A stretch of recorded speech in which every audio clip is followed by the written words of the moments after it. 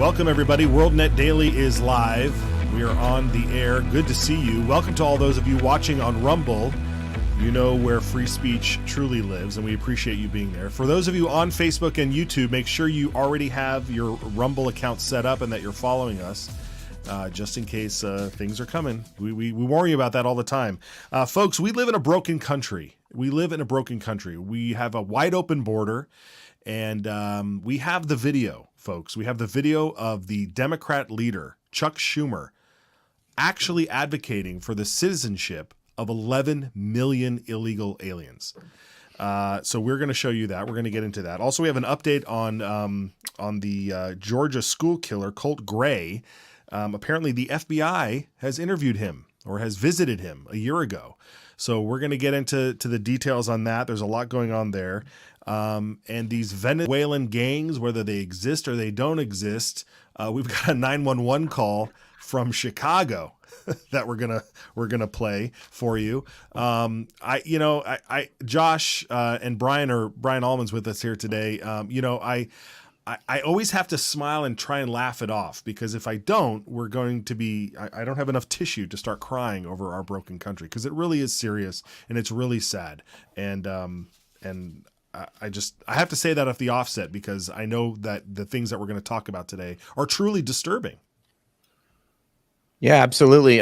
Brian, great to see you. This country's broken, and the most functional thing that we all rely on is our government, and it is the most broken thing right now. And kind of the theme we went with for today's show, broken country. I think the most glaring thing is that, for the last couple of years, we've all been looking at literally the door left open to the border. And, the Democrats are Joe Biden, eating an ice cream cone going like, I don't know what's wrong. I don't know what it is. Who could guess what it is, until, of course, Chuck Schumer comes out today and tells us exactly what it is. These nice folks, they need a path to citizenship, and let the Democratic Party be first to say that we should do that, because guess what we want? Yeah, we want their votes. Exactly. And over at WorldNet Daily, we had this article up here where we can see Putin, or however people want to pronounce his name, over in Russia, endorse Kamala Harris, because why wouldn't he want a weak America, right? That's what he's endorsing, and of course we don't expect anything less from that. Even though as news breaks that apparently Russia's has always been pro-Trump, right? They always want Trump. So, Brian, do you think that when it comes to this endorsement of Kamala Harris, that people are going to say, "Oh, well, he's just doing that because he actually wants Trump"? I mean, it's like the mind games that go on, right? I think there's a tremendous amount of cognitive dissonance already on the left when it comes to Russia. They've been saying for almost 10 years now that Donald Trump is a Russian agent, that he's personally instructed by Vladimir Putin to do whatever it is he's doing. I think we've reached the point where nothing is ever going to break them out of that mindset, even though Robert Mueller's Russiagate investigation found absolutely no evidence of that. And, here we have Putin saying he'd prefer Kamala Harris, probably because a weak America is good for Russia. Yeah. That's just basic international politics. You want your country to be strong and your other countries to be weak. Although our current government seems to want America to be weak too. So, who knows what's going on there. But I don't think it's going to make much of a difference. Conservatives will post it and say, look, he's actually supporting Harris, and the Democrats will just ignore it and say, no, Trump is a Russian spy. Right. Well, we know what the Democrats do say right now. We have this video of Chuck Schumer. This is the Democrat leader. Is he the leader of the Senate? He shared, it's kind of a half and half though there, but they've given it to the Democrats.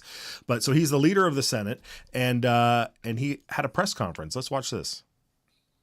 Now more than ever, we're short of workers.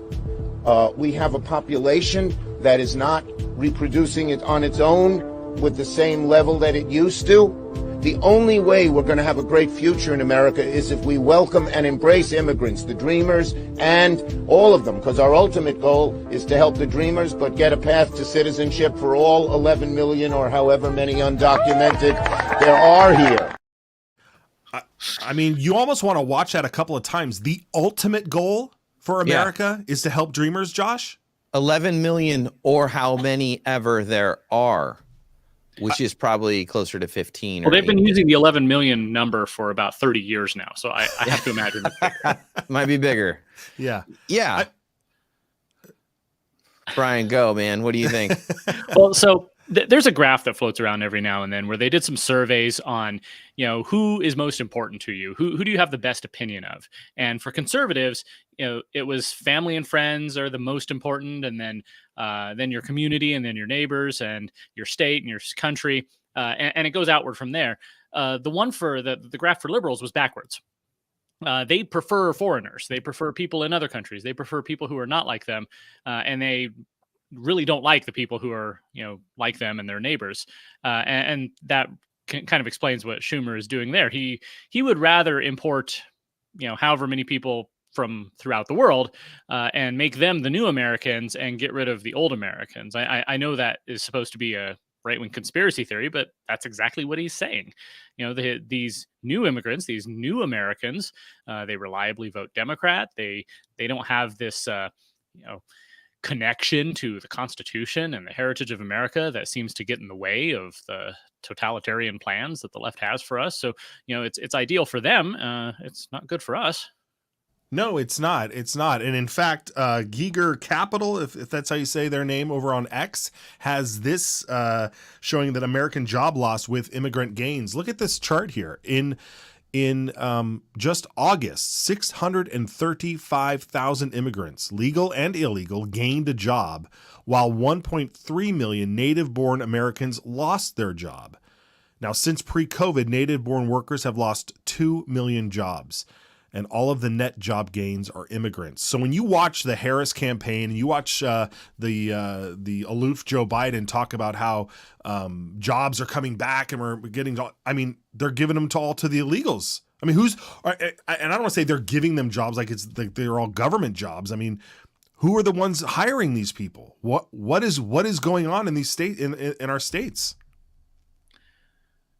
Yeah, well, people are taking advantage of there being a market of labor, and they're going to get the lowest price. And so Americans are to blame for this as well. We should have an honest conversation with ourselves. This is like cheap labor and drugs. America has a massive appetite for both, and both destroy the country. And people are always going to look, oh, I want the cheapest guy. And especially, we should have a labor boom. This is literally what happened. And also Americans, largely, they don't want some of these jobs. But, if that ever changed, there's nothing we can do. Those jobs are taken. Yeah. Yeah. Brian, you've often talked about how you've noticed how when the founders have founded our nation, that the Constitution was meant for a moral people. And when you take Josh's point about, we have an addiction to drugs in this country, and when you have an addiction to cheap labor, or AKA slavery, those are things that the founders would just look abhorrent upon. Yeah. Here in my home state of Idaho, we have the debate going on about illegal immigration, but also legal migration, people coming up with green cards to do agricultural work, to work on farms and pastures and dairies. And one thing I've noticed is that the industries that run those operations, they at this point will really only hire people with green cards, foreign workers. They've locked off that entire industry. If a young person, a teenager, wants to get a job, well, they can't, because that's not how the system's set up anymore. For one thing, most of the workforce now speaks Spanish, and if you don't speak Spanish, you're not going to be able to work on that team. So it's like they've, over the last few years, they've changed the way our entire economy works so that certain jobs are locked off to the American people. And I think that graph demonstrates that. You look at that graph, and when did foreign workers start eclipsing natural born Americans? It's right there around 2010, 2011. That's right during Obama's term. President Obama came in promising to fundamentally transform this country. And what better way to transform it than by electing a new people, as they say. Yeah, no, you're right. That's a great point. Great thing to point out there. All right, well, let's move along because this, again, the things that are happening in this country, they're coming at us from all directions. Mm-hmm. But thankfully, I am so with this next clip from Josh Hawley, Senator Josh Hawley, talking about the assassination attempt on President Trump, which we're coming up on 3 months ago now, in just a few days, that this assassination attempt hasn't just been shoved to the corner of the internet with some folks that look like you and me talking about this all the time, but but you have sitting senators still asking tough questions and trying to get to the bottom of this. Let's watch this clip. Senator Josh Hawley's been in contact with whistleblowers and has new information he's going to exclusively share with us here at Primetime. So what now are we hearing from whistleblowers, Senator? Well, what I've heard tonight, Jesse, is that most of the agents who were there at that rally in Butler were not Secret Service agents. They were, in fact, Homeland Security agents. And get this, most of those Homeland Security agents, the only training that they received was an online webinar, a 2-hour online webinar. And I'm told that about half the time, the sound to the webinar didn't even work. So think about this. The President of the United States, former President of the United States, Donald Trump, is sent out on stage. Most of the people there aren't trained. They're not qualified. They only got a webinar training, and even that didn't work. It is absolutely outrageous. You guys, what is... I haven't said this in a while. What is going on? Can you imagine? Can you believe this, Josh? That you have and then it just begs even more questions, which you could ask is like why was this rally all of a sudden televised on all the TV stations? Like I said, we're just asking questions here, but that is a huge revelation about the security detail around the president. Yeah, I think everybody has a view of the government every now and again. If you've ever been to the DMV, it feels like it's just run by a bunch of idiots. But it's getting to the point now where the dots connect, where like they made sure that only the most inexperienced folks will guard the former president who's on the list to be assassinated. So is this like assassination via incompetence? So that, if everybody's like, hey, if we just leave all the doors to the house open and all the lights on, somebody will come steal something. It feels like that at this point. Yeah, it really does. Yeah.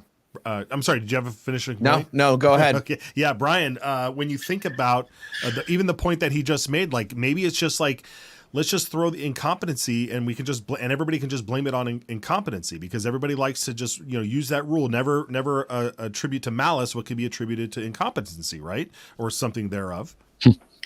Yeah, well, we do have a competency crisis that's pervading the entire nation and all industries. You look at those astronauts that are stranded on the space station now until possibly February. What should have been an 8-day tour is now an 8-month tour because they can't trust the Boeing Starliner capsule.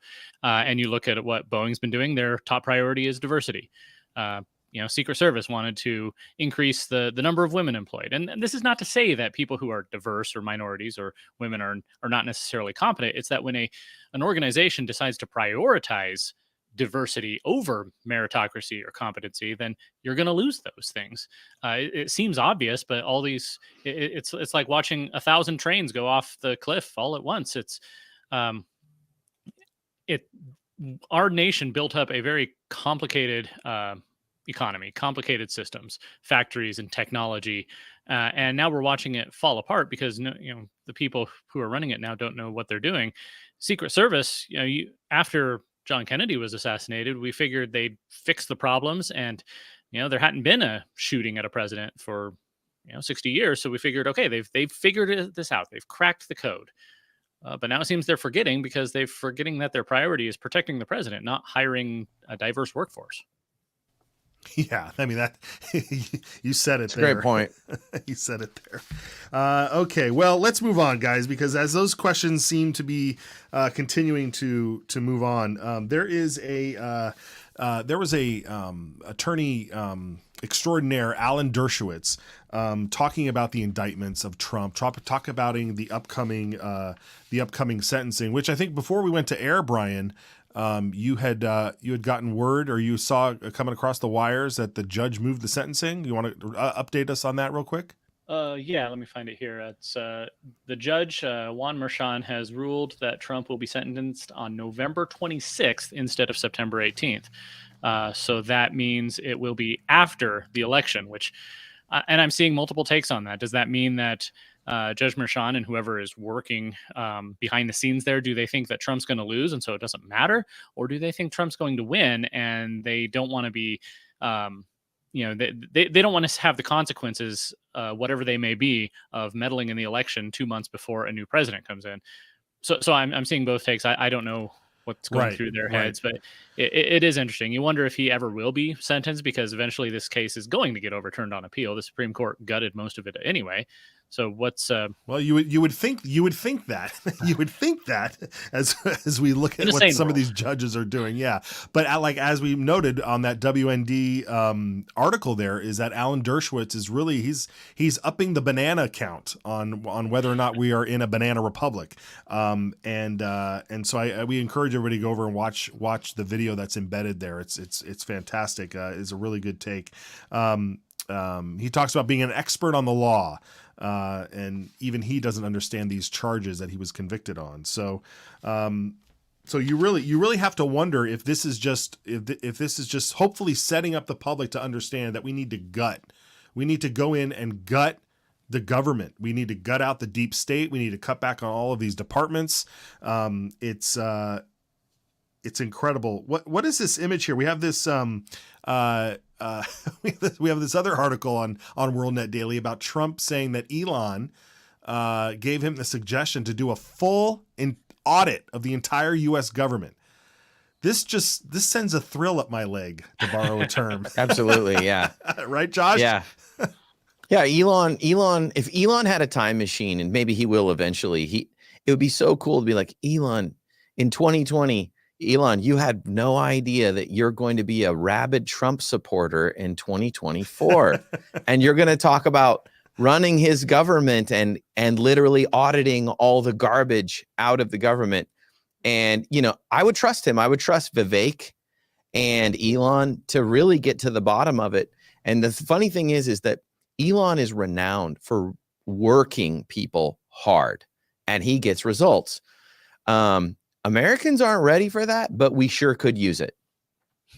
Yeah. Let's watch Trump deliver that news to a crowd, and then we'll get your take, Brian. Fourth, at the suggestion of Elon Musk, who has given me his complete and total endorsement. That's nice, 'cause he's a smart guy. He knows what he's doing. It's very, very much appreciated. I will create a government efficiency commission tasked with conducting a complete financial and performance audit of the entire federal government and making recommendations for drastic reforms. Come on, Brian. Let's go, right? Yeah, I remember when Elon brought that up in their Twitter space a few weeks ago, and Trump was amenable to the idea. And now it sounds like he's going for it. It really is amazing to see the coalition forming around Trump, and it's not purely ideological. You have Elon Musk, who was a self-described Democrat just a few years ago. You have Robert Kennedy Jr., the son of some of the most famous Democrats in history. You have a lot of people surrounding him, not because they necessarily agree on all the ideological or moral issues, but they all agree on one thing, and that is that America should be growing and going upward. And it's like that spirit of the country between the Civil War and World War I, where we were just inventing new things and growing, building skyscrapers and bridges and ships and airplanes and automobiles. And I think they recognize that under a Democrat administration, they stand to lose that. It's going to be gutted. It's, that competency crisis I mentioned, that's going to go on steroids, and anything worthwhile is going to be outsourced to other countries. So it really is a coalition of people around Trump who believe in America, and a coalition of people around Harris that hate America. And it gives me a lot of optimism if we can win, if Trump can win, if we can overcome the, ballot, whatever election fortification that they're going to have this year, Right. we might be able to actually do some great things. Yeah. Well, I know for firsthand, some folks that I know are in a conference in San Francisco this week. There was a big tech conference. It was descended upon by a lot of folks from Heritage and the world of MAGA. And so there's definitely is this sort of coalition happening with the idea that innovation and all the things you talked about in the Industrial Revolution, Brian, are going to be happening in the tech world if we can get past this Banana Republic style tyranny that's befalling us. We saw what happened in Argentina when someone came in with a dramatic take on how the government should be structured and function with all the departments and agencies. This video has probably been shared around when he first got elected. But let's take a look at Javier Milei, the leader over there in Argentina, and his opinion on what should happen to the various departments in that government. Ministerio de Turismo y Deporte, afuera. Ministerio de Cultura, afuera. Ministerio de Ambiente y Desarrollo Sostenible, afuera. Ministerio de las Mujeres y Género y Diversidad, afuera. Ministerio de Obras Públicas, afuera. Aunque te resistas. Ministerio de Ciencia y Tecnología e Innovación, afuera. Ministerio de Trabajo, Empleo y Seguridad Social, afuera. Ministerio de Educación, Adoctrinamiento, afuera. Ministerio de Transporte, afuera. Ministerio de Salud, afuera. Ministerio de Desarrollo Social, afuera. Se acabó el curro de la política. ¡Viva la libertad, carajo! Come on, he's like right It's out pretty of great. A casting call, right, Josh? Yeah, I mean, This he's like is a amazing. character, but he's the man of the hour. And, we're going to watch. It's funny to see, like, it's not funny at all. Actually, it's tragic, but like Argentina hopefully will start to recover. They say it already is. And so like, if you're like a liberal Democrat and somehow CNN's not working in your house right now and you're watching this stream, that probably gave you anxiety to think who's going to run all those things. Yeah. And the truth is the people that have those jobs don't do those jobs. So there might not as well be those jobs. I think we should do that here. Hopefully Elon will do that. Yeah, it's so true. Like the Department of Education is not run by they don't have schools. The kids don't show up to the Department of Education to learn. And the idea that we can't have even a public school system without a federal Department of Education is laughable. And that goes for the rest of the 30 other odd, departments are out there that you just pointed out, Josh. Brian, go ahead. You had something. I was just going to point out that when Elon Musk took over Twitter, the first thing he did was fired 80% of the staff. Because beforehand you'd see these videos that people would make, these young people, millennials, coming into work at Twitter, and their entire job was sitting in meetings and having lunch and going to the getting wine out of the dispenser, and it didn't seem like they were doing any work, and that seemed to be the case. He fired 80% of the workforce, and a bunch of newspaper outlets came out and said Twitter's going to die now because he fired all these people. And obviously that wasn't the case. He was able to figure out who was actually doing work, who was actually necessary. And to have that kind of perspective in our government would be pretty amazing. Yeah, I absolutely agree. So we'll definitely keep a watch on that. I know all of you folks out there will be doing the same. Let's go to this another heartbreaking story out of Georgia. This is the mugshot of Colt Gray, who was arrested, 14 years old, who is being charged with murder and manslaughter after his killing spree at a school in Georgia. We are also getting word that his father has now been arrested, a 56-year-old, I believe, Colin. This is Colt. The father is Colin. And he's been arrested and charged with 4 counts of involuntary manslaughter, 2 counts of second-degree murder, and 8 counts of cruelty to children. Guys, this is incredible that he's being charged with the actual crime as well, because he wasn't the one who showed up to the school to do the shooting. So any insights from you all on these charges here at this moment, Brian? Oh, I don't know where to start with this story. Obviously it's tragic, and I always hate seeing pictures of like that of the shooter when he was a child, because obviously you're born into a certain environment with certain parents, and it sounds like this boy's home life was not great at all. Uh, but at that age, I've got 5 children, and I look at them and think that their future is limitless. And at some point, a series of decisions by his parents, and then eventually by him, led to this point. I remember that there was another case a year or two ago where the parents got charged for a child who shot up a school because they let him have a gun. Obviously, the left is going to try and make this about gun control, say that the problem is guns, when really the problem that we're seeing in almost every single one of these school shooters is some sort of depression, some sort of psychological issues. They're almost always on some sort of medication. And I think that speaks to a deeper issue in our country. Why are so many young people sick and depressed and mentally unstable? And of course, there's the LGBT issues that have been cropping up lately with these school shooters as well. Yeah, I mean, there's a lot still to unfold and to learn about this particular individual's history and stuff. But Josh, again, we another detail that came out of the story, which again doesn't seem to be unique, is that the FBI or law enforcement visited him and his family about a year ago. And after some disturbing messages showed up on a chat board about wanting to shoot up a school and things like that, he was visited and it was denied that he made those claims online. But that put him on the radar, I guess. And again, I mean, the internet is full of people. There's millions and millions of kids and troubled youth and folks that, unfortunately, the way Brian described, that are in this country that can be making those remarks online, and you can't quite possibly follow and tail everybody. Certainly, if their crime hasn't been committed, but you have to wonder, what is it about an FBI visit or a law enforcement visit that just doesn't? I don't know I'm kind of at a loss. Like, is that supposed to prevent something, or does it mean something more? There's some kind of disconnect. I know our theme is that today shows the country is broken, but it is broken all the way down to the individual level now.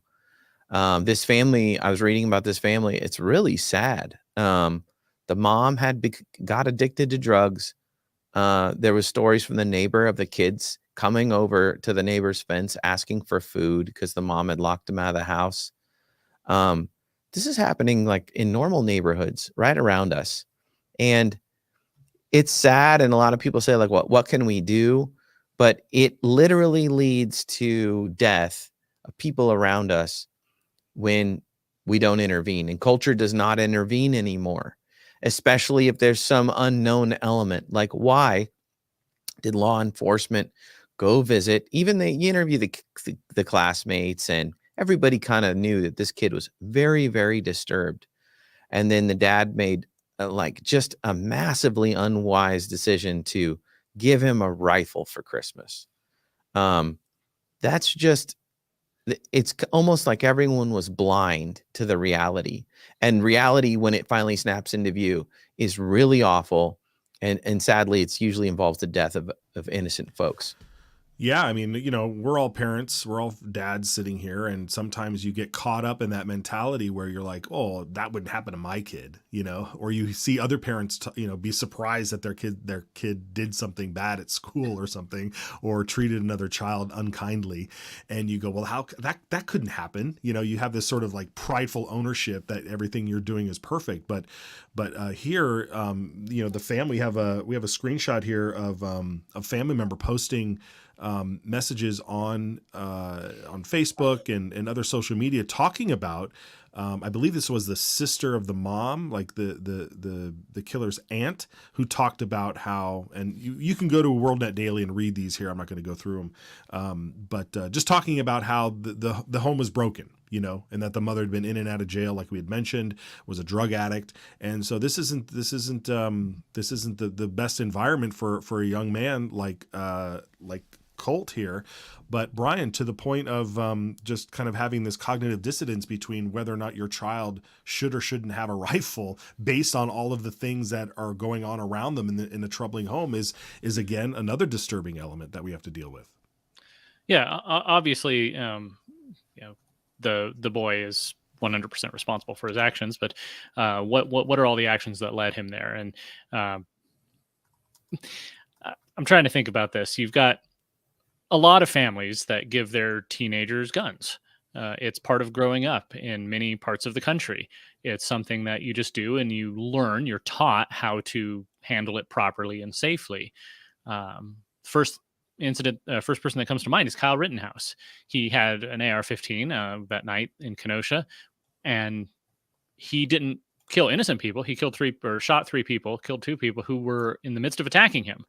Didn't kill anyone else. He, contrary to what the left likes to say, he didn't go there trying to kill people, but when faced with his own potential death, he, rose to the task. And then you have, this boy who followed a completely different path, came from a completely different environment. And I think one thing that we need to continue to emphasize is it's not the gun that causes this.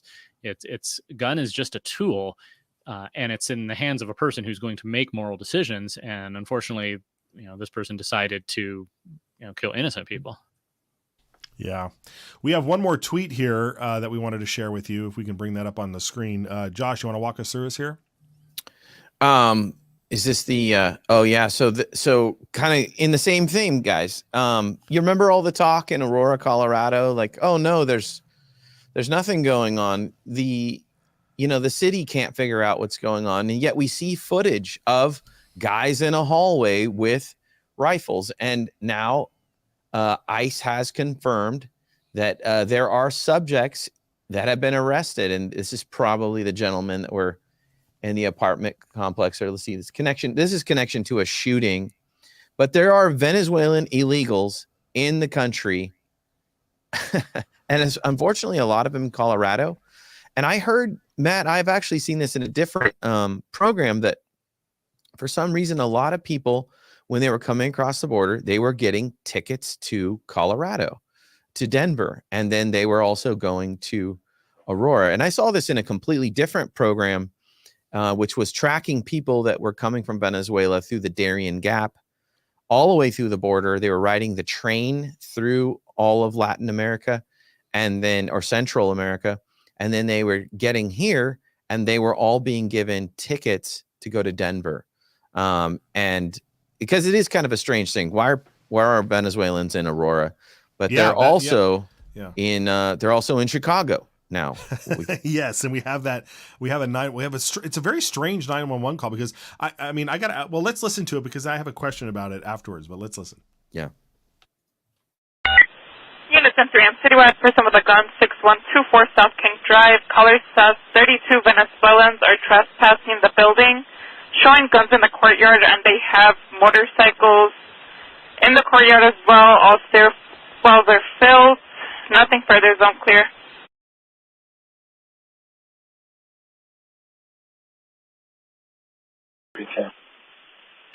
Hey, I'm sorry, are you headed over to the ShotSpotter or to the 6124 on King for the migrants? On King Drive. All right, 10-4. If there's another available unit, arrive at 310. We had multiple calls. First with the gun, 6124 South King. Also came over to disturbance, large gathering.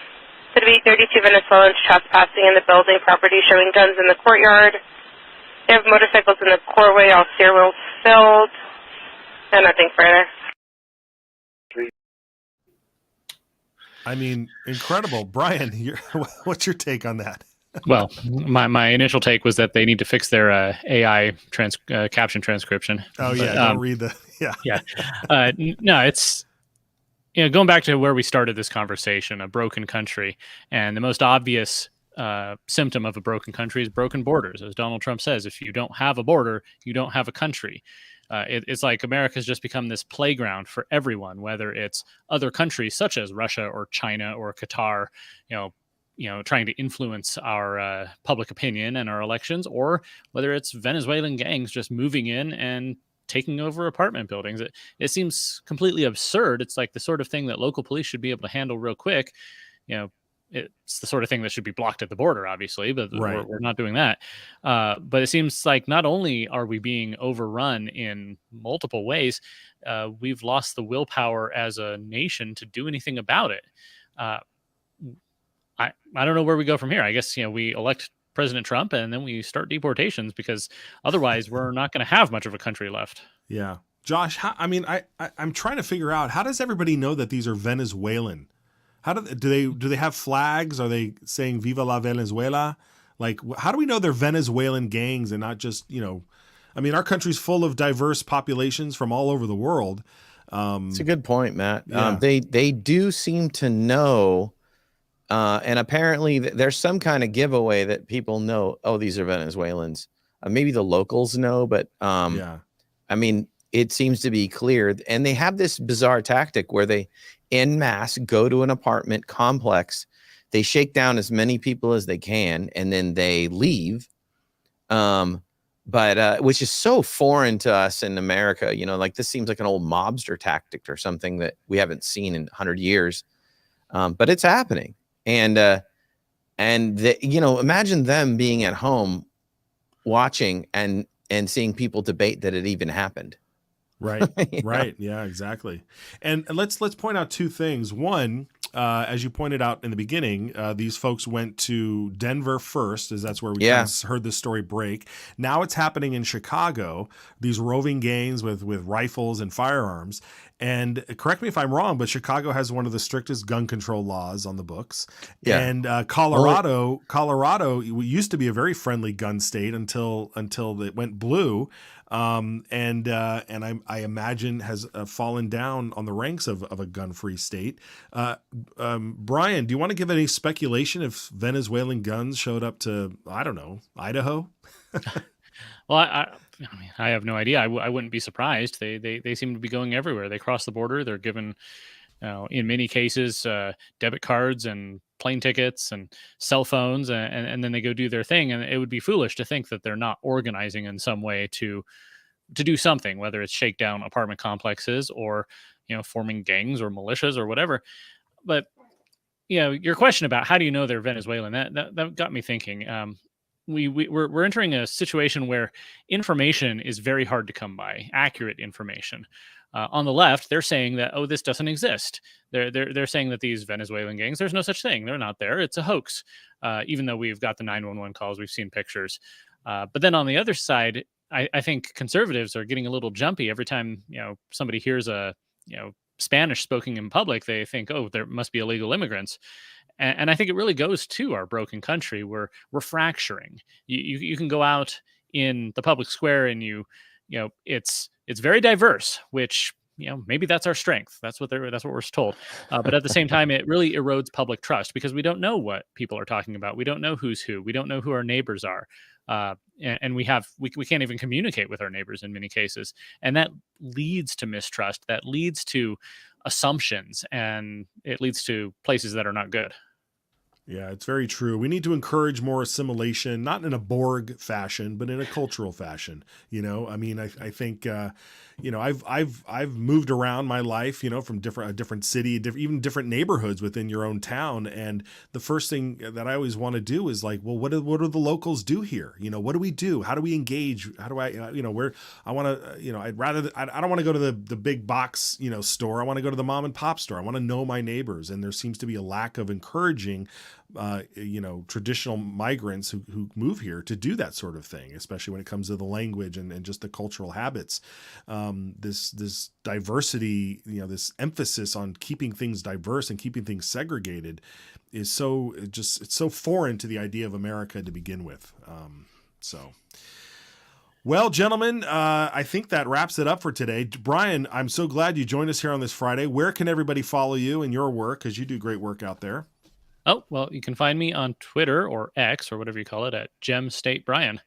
That's Gem State. That's Idaho's nickname because of our natural resources and pretty rocks that we find in the ground. Fantastic. All right. And I'm True Matt Edwards on X, but Josh, we want to make sure that people are following us on our Rumble channel and X, and you need to warn everybody about the censorship that's here. Yeah. It's already here. If you made it this far, we're going to put up the Rumble banner. We want you to please like and subscribe. We need you to subscribe over at Rumble. We get a ton of views, but we need you guys to hit that button that says subscribe. That way we know who you are. And like, please. And of course, we're growing our Telegram channel. which is going great. Okay, that, we have a lot of hope for Telegram. We think it's going to still stay free. We know Rumble is still free. And absolutely, please follow us on X.